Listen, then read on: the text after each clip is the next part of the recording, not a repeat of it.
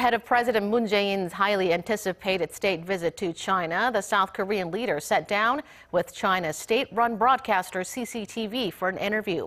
THAAD deployment, North Korea, and restoring trust with China were the main focus. Hwang Ho-jun leading us off at the Blue House.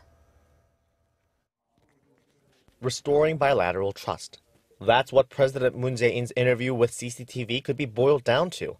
He stressed that trust is the objective of his third bilateral summit with his Chinese counterpart since taking office, even citing a Chinese proverb, first time a stranger, next an acquaintance, a third time a lifelong friend.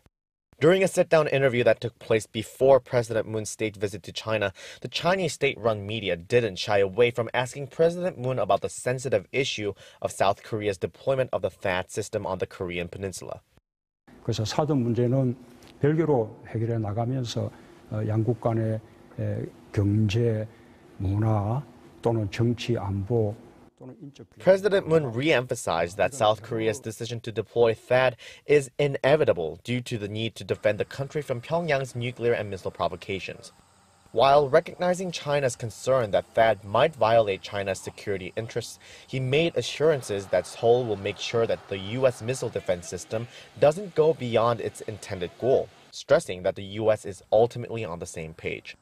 The two countries reached an agreement in late October to set aside their differences.